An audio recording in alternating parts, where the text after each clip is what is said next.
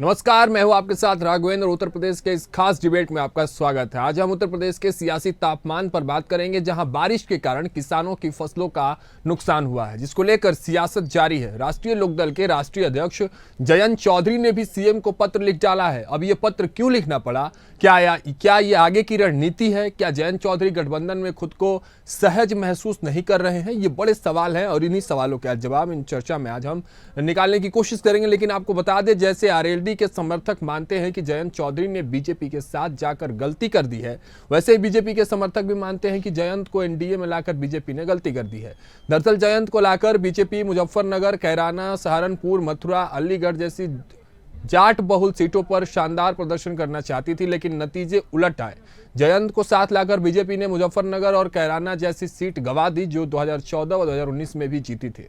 इसलिए बड़े सवाल है। और बड़ी बात यह है कि केंद्रीय मंत्री और राष्ट्रीय लोकदल के राष्ट्रीय अध्यक्ष जयंत चौधरी ने उत्तर प्रदेश के मुख्यमंत्री योगी आदित्यनाथ को चिट्ठी लिखी है। उन्होंने कहा कि ब्रज क्षेत्र में ज्यादा बारिश होने की वजह से किसानों की फसलों को अत्यधिक नुकसान हुआ है और उन्हें तत्काल मदद पहुंचाए जाने की आवश्यकता है। इसी मुद्दे पर आज बात करने के लिए हमारे साथ मौजूद हैं दो गेस्ट, जिनका नाम होता है अनूप पांडे, बीजेपी प्रवक्ता के तौर पर हमारे साथ जुड़ चुके हैं, और साथ ही समाजवादी पार्टी से रिटायर्ड कर्नल शरद शरण सिंह जी हमारे साथ जुड़ चुके हैं। इनके साथ आज पूरे डिबेट की हम पर बात करेंगे, इस मुद्दे पर बात करेंगे। सबसे पहले आप दोनों का बहुत बहुत स्वागत है सर इंडिया हाइट पर। धन्यवाद धन्यवाद। चलिए शुरुआत करते हैं, और अनूप पांडे जी, पहला सवाल आप ही से लेते हैं, क्योंकि आप ही के ये साथी हैं, आपके गठबंधन में है जयंत चौधरी जी। क्यों मौका दे दिया आपने कि इस तरह से उनको मुख्यमंत्री को पत्र लिखना पड़ रहा है? पांडे जी। नहीं, ये कोई पत्र लिखना कोई बुरी बात नहीं है। पत्र लिखने की परंपरा रही है, और ये तो अच्छी बात है कि जयंत चौधरी जी ने ब्रज के किसानों के लिए एक पॉजिटिव बात कर रहे हैं। जो तकलीफ है उसको योगी जी को बता रहे हैं, और योगी जी भी किसानों के प्रति संवेदनशील है। और किसानों को जो भी गन्ना वाला अभी भुगतान से लेकर के और किसानों का जो योजनाएं चल रही हैं, उसमें योगी जी विशेष किसानों को फायदा पहुंचाने का काम कर रहे हैं। तो ये अच्छी बात है, इसमें कोई गठबंधन और इसमें लेकर के कोई ऐसी बात नहीं। मतलब ये ऐसा क्यों हो गया कि आप ही के मंत्री को बताना पड़ा कि देखिए भाई साहब, यहाँ के हालात बहुत खराब है, थोड़ा इस पर ध्यान दीजिए? नहीं, अरे नेता है वो, पार्टी के राष्ट्रीय अपने अध्यक्ष है, और किसानों को लेकर के उनकी पूरी पॉलिटिक्स है, और किसानों की रक्षा के लिए लड़ते हैं। और जयंत चौधरी जी किसानों के प्रति सजग है। उनकी राष्ट्रीय लोकदल का गठन जब उनके चौधरी चरण सिंह और अजीत सिंह जी और ये सब किसानों के नेता रहे हैं और लड़ते रहे हैं, तो ये तो अच्छी बात है। इसमें कौन सी बुराई है कि कोई पत्र लिख दिए तो उससे कुछ गड़बड़ हो गया? क्या उन्होंने किया? उन्होंने तो अच्छी बात कही। नहीं, लेकिन आपने अब विपक्ष को एक पका हुआ पकवान दे दिया। ठीक है, शरद शरण जी का रुख कर लेते हैं, सुन लेते हैं ना। विपक्ष हताश, और विपक्ष के पास कोई काम ही नहीं है। विपक्ष हताश और निराश है। जो समाजवादी पार्टी सत्ता में थी तो कुछ नहीं कर पाई, और सिवाय जिले जिले में दंगा और गुंडई के अलावा इनके पास कोई काम नहीं था। और भ्रष्टाचार का आलम था कि हर जगह भ्रष्टाचार था। सड़क बनाने से लेके मकान बनाने से लेके हर जगह भ्रष्टाचार था। ठीक है। और हर जगह अपराधी पैसा वसूलते थे। तो ये सब चीजों का एक समय था, वो खत्म हो गया।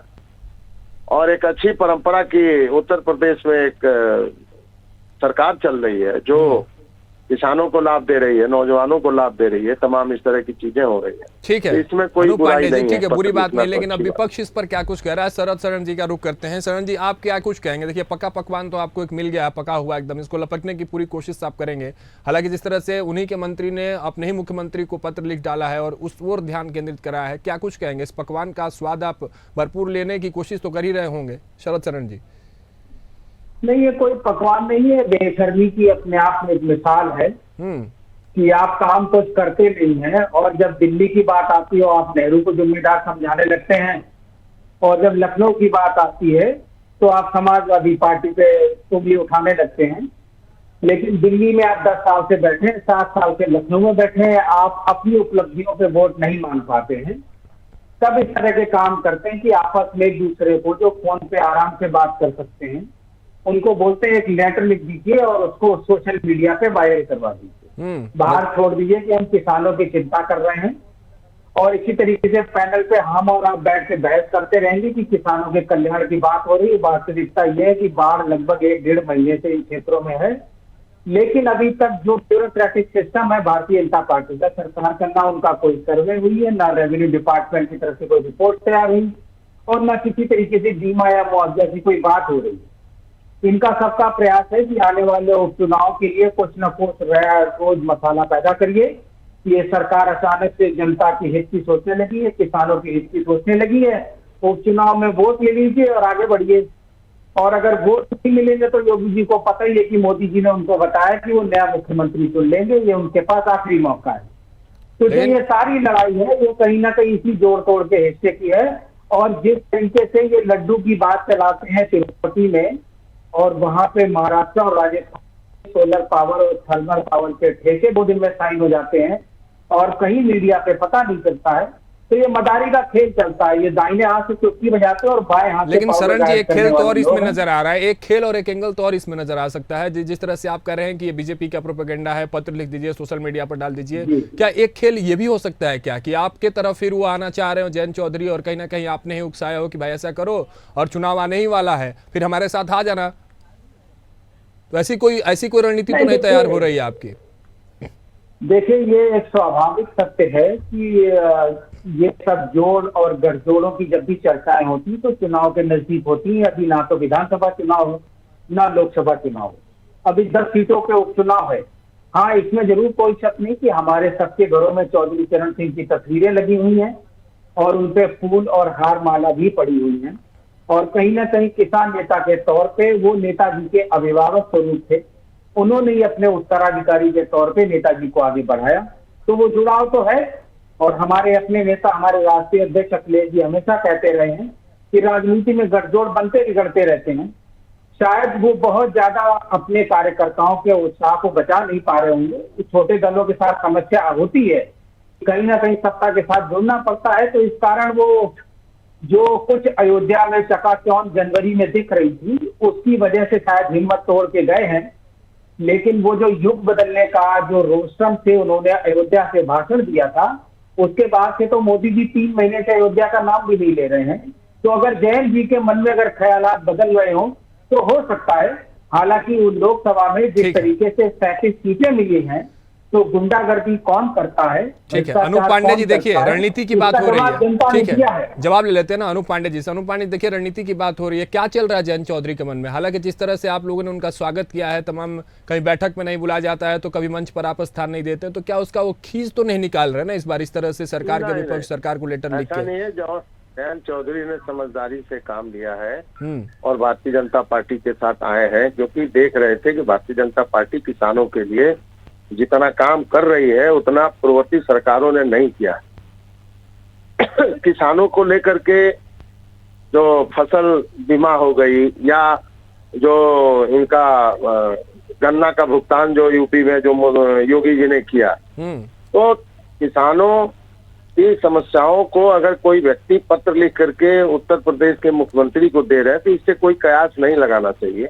और जयंत चौधरी जी बहुत तेज तर्रार युवा नेता है और उन्होंने जो निर्णय लिया भारतीय जनता पार्टी के साथ समझौता करने का, वो बहुत अच्छा निर्णय था उनका।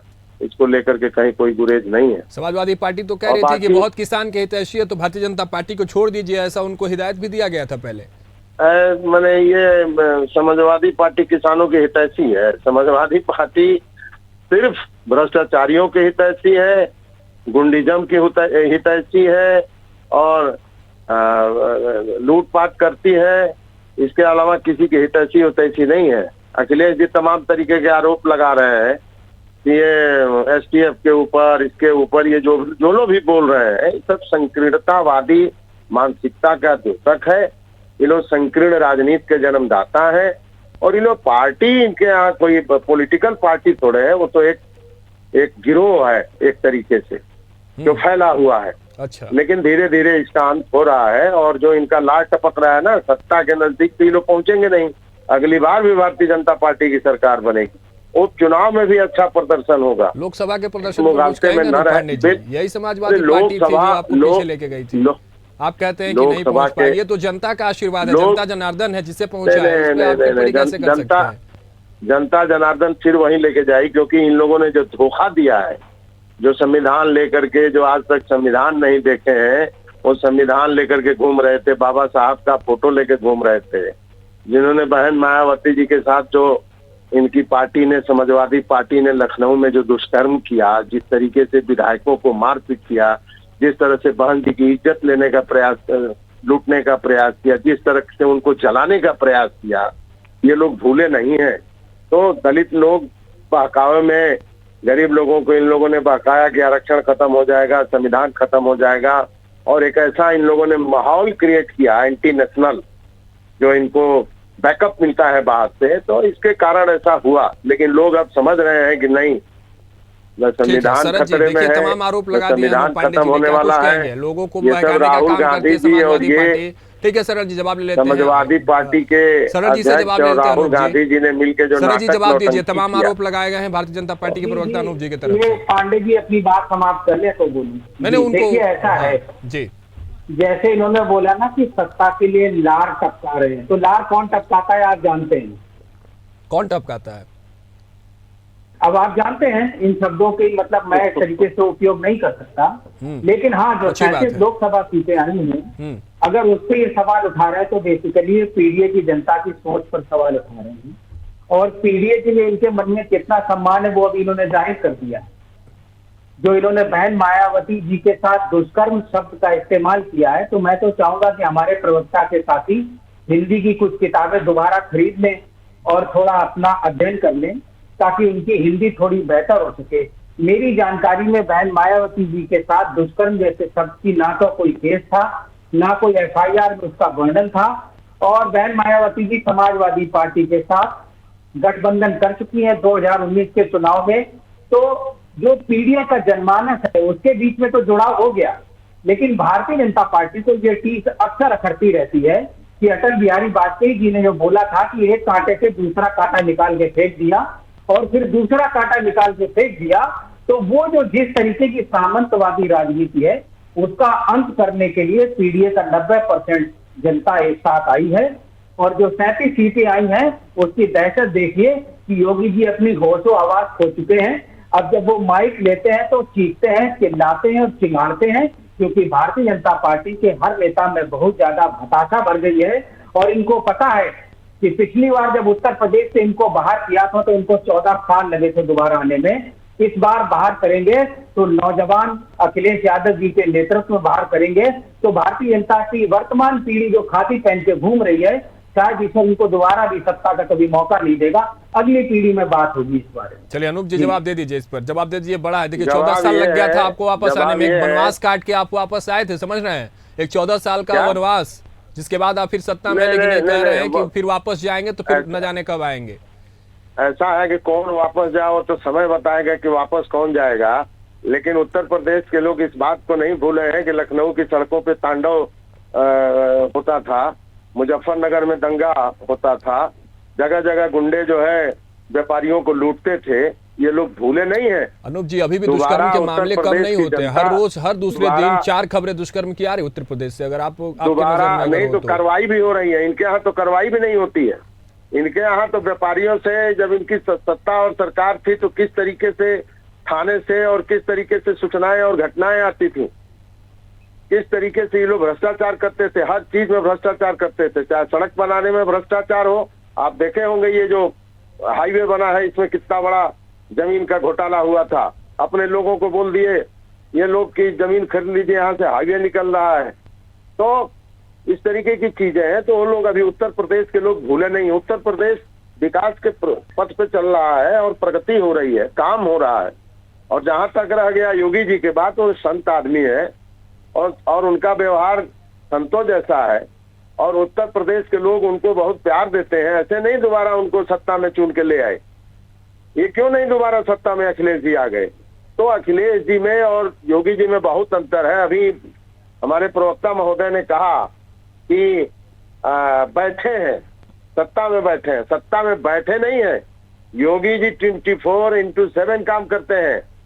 अखिलेश जी जैसे घर में बच्चों को पढ़ाते नहीं कि बैठ करके बच्चों के साथ कॉफी पी रहे हैं, चाय पी रहे हैं और दिन भर कर रहे हैं। 24 घंटा सुबह से शाम तक योगी जी उत्तर प्रदेश में घूमते हैं, उत्तर प्रदेश की कानून व्यवस्था को चुस्त और दुरुस्त करते हैं और देश और राष्ट्र के लिए उनका जन्म हुआ हो, देश और राष्ट्र के लिए अपना समय दे रहे हैं, उत्तर प्रदेश के मजबूती के लिए काम कर रहे हैं। उनका कोई अपना रिश्तेदार, कोई सगा, उनके माँ बाप को देखिए, उनके उत्तराखंड में वो लोग रहते हैं, किस अवस्था में रहते हैं।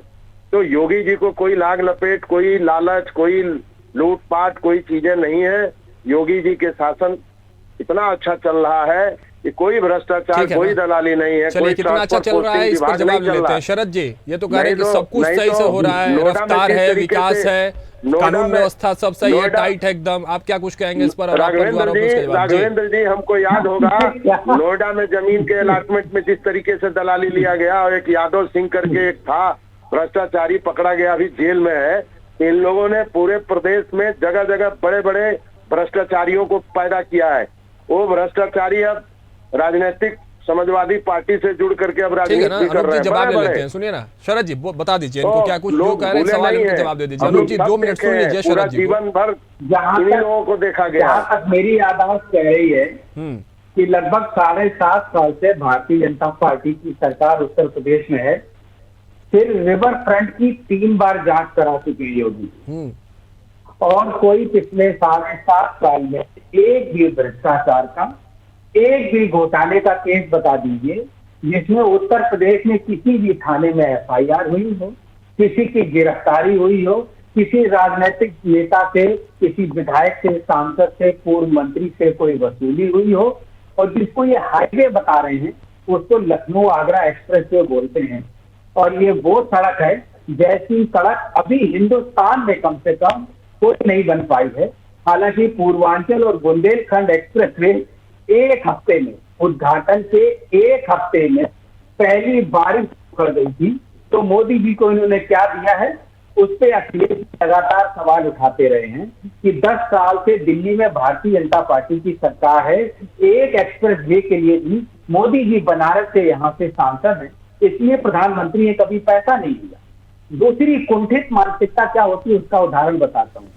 राजेंद्र जी, अगर आप वैसे नौजवान लगते हैं, अगर शादी हो गई हो और आपके बच्चे हों, तो ये कह रहे हैं कि अपने बाल बच्चों को घर में बैठ के घंटा भर भी पढ़ाइए लिखाइए मत, बस बाहर जाइए और लफाजी करिए, 15 लाख रुपए बांटने की बात करिए, 2 करोड़ रोजगार की बात करिए, और बटोगे तो कटोगे की बात करिए, और अपने बच्चों को सड़कों पे आंदोलन के लिए लगा दीजिए। क्योंकि भारतीय जनता पार्टी के जो शीर्ष नेता हैं उनके बच्चे यूनाइटेड स्टेट्स में और यूनाइटेड किंगडम में पढ़ने जाएंगे, लेकिन हमारे बच्चों को अगर हम घर में 1 घंटा पढ़ा दें तो इनको तकलीफ है। ये कह रहे हैं कि इनके मुख्यमंत्री 24/7 बाहर रहते हैं, जिसका परिवार नहीं है। उसमें मैं कोई व्यक्तिगत टिप्पणी नहीं, व्यक्तिगत टिप्पणी बिल्कुल नहीं शरद जी, मैं कहने वाला था व्यक्तिगत टिप्पणी इस तरह की नहीं, प्लीज व्यक्तिगत टिप्पणी नहीं, पारिवारिक दिनचर्या पे जो इनकी सोच है बहुत हल्केपन की सोच। फिर अनूप जी हावी हो जाएंगे आप पर। अनूप जी आखिरी प्रतिक्रिया आप दे दीजिए, फिर आपसे एक आखिरी प्रतिक्रिया लेकर समाप्त करें। व्यक्तिगत टिप्पणी नहीं प्लीज।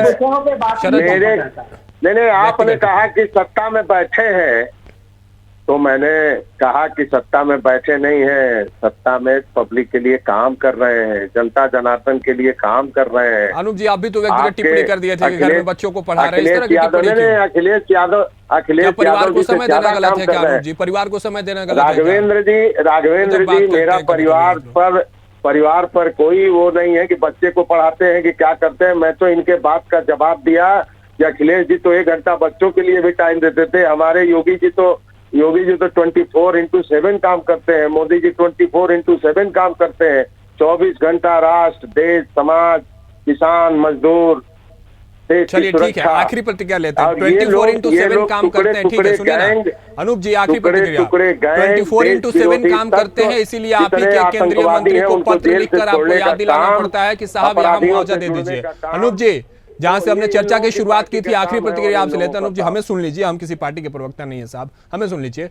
24/7 काम हो रहा है, इसमें कोई दो राय नहीं है। चलिए, आप कह रहे हैं विकास हो रहा है, लेकिन क्या इसी 24/7 कार्य शैली में आप ही के केंद्रीय मंत्री को पत्र लिखना पड़ रहा है आपको कि भाई साहब देख लीजिए जरा सा, यहाँ के किसान परेशान है, मुआवजा दे दीजिए, समय से दे दीजिए। सड़क पर उतरे थे जयंत चौधरी के जो लोग थे वो आपके खिलाफ तो नहीं कहूंगा, मुआवजे के लिए निकले हुए थे, लेकिन ये उनका निकलना बाहर क्या आपके खिलाफ इशारा करती है आने वाले समय में? क्या आपके साथ वो बगावत करते नजर आएंगे और इस चीज को कैसे डैमेज कंट्रोल कैसे करते नजर आएगी भारतीय जनता पार्टी? ये बताइए आप, आखिरी प्रतिक्रिया। देखिए, देखिए, जब कोई घटना होती है तो उसका सर्वे होता है। जो ज्यादा बारिश ब्रज क्षेत्र में हो रही है, सर्वे होता है।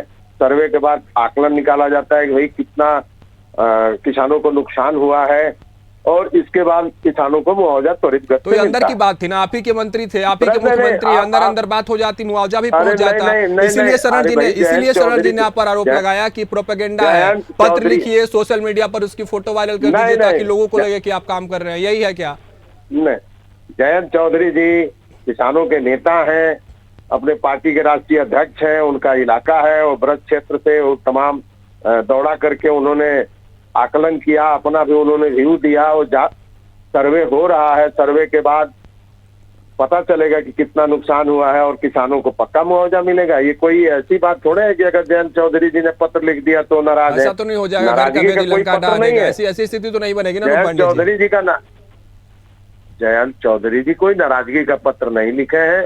जयंत चौधरी जी ने तो अपनी बात कहा है। लेकिन उनको तो आप लोगों ने कई दफे नाराज किए, कभी मंच पर जगह नहीं दिया, कभी बैठक में नहीं बुलाया। इसलिए मैं आपसे ये सवाल पूछ रहा था। ये समाजवादी पार्टी और ये इंडी गठबंधन के लोगों का ये हवा उड़ाना है। ये हवा है, लेकिन आखिर प्रतिक्रिया शरद जी आपसे चाहते हैं। तमाम सवालों पर जवाब देते हुए आखिर प्रतिक्रिया आप रख दीजिए अपनी। कांग्रेस और सवाल ये कि क्या जयंत चौधरी अगर वापस आपकी तरफ रास्ता देखते हैं तो क्या उनके लिए दरवाजे खुले रहेंगे समाजवादी पार्टी जीत गई? देखिए राघवेंद्र जी, ऐसा है, जो धार्मिक धंधे की बात करते हैं, जो नफरत की राजनीति करते हैं, उनके लिए समाजवादी पार्टी में कोई जगह नहीं। जो सामाजिकता की बात करेंगे, सामाजिक न्याय की बात करेंगे, पीढ़ियों को हक और अधिकार की बात करेंगे, जो रोजगार की बात करेंगे, तो किसान की बात तो कर रहे हैं। दरवाजा राजनीति में गठबंधनों के लिए खुला रहता है। बस मैं आखिरी बात के साथ समाप्त करना चाहूंगा। आपके माध्यम से आम जनता से निवेदन करूंगा कि नेतृत्वशीलता के लिए नेतृत्व जो है वो क्षमतावान होना चाहिए। तो हमेशा शिक्षित, पढ़े लिखे और मजबूत सोच के विजनरी लोगों को मुख्यमंत्री और प्रधानमंत्री जैसी पदवियों की जिम्मेवारी दें। ये फर्जी डिग्री वाले लोग जब भी देश में आएंगे तो ये धार्मिक नफरत फैलाएंगे, बंटवारा की राजनीति करेंगे। और इनके सरकारों की सबसे बड़ी पहचान है, जब ये वोट मांगने जाएंगे तो कभी भी अपनी उपलब्धियों पे वोट नहीं मांग पाते हैं, क्योंकि उनकी उपलब्धियां शून्य होती। ये उस समय त्वरित बंटवारे की बात करते हैं। तो इनको इनसे पूछिए कि 7 साल में क्या किया। अगर जवाब मिलता है तो ठीक, नहीं तो अपने विवेक का इस्तेमाल करें। चलिए ठीक है, इसी बात के साथ और इसी सवाल के साथ इस चर्चा को समाप्त करते हैं। बहुत बहुत धन्यवाद अनूप पांडे जी हमारे साथ जुड़ने के लिए। शरण शरद जी आपका भी बहुत बहुत धन्यवाद हमारे साथ जुड़ने के लिए। तो देखिए, मुद्दा ये था कि केंद्रीय मंत्री ने मुख्यमंत्री को पत्र लिख दिया। पत्र में ये कह दिया कि किसानों की चिंता, उनको इस विषय पर नाराजगी है उनकी कि जो लोग वहाँ किसान हैं जिनकी बाढ़ से जिनकी फसलों की बर्बादी हुई है उनको मुआवजा दी जाए। हालांकि विपक्ष को अब ये पका हुआ पकवान मिला हुआ है और इसको लपेटने की पूरी कोशिश विपक्ष जरूर करेगी और सवाल भी उठाएगी कि आखिर क्यों आप ही की पार्टी जब सत्ता में है तो आप ही के केंद्रीय मंत्री को पत्र लिखना पड़े। तो इस तरह के तमाम सवाल जो है और इस पर तमाम सियासत भी देखने को मिल रही है। फिलहाल हमारे साथ इस चर्चा में इतना ही। आप बने रहे इंडिया हाइट के साथ। मुझे दीजिए इजाजत। नमस्कार।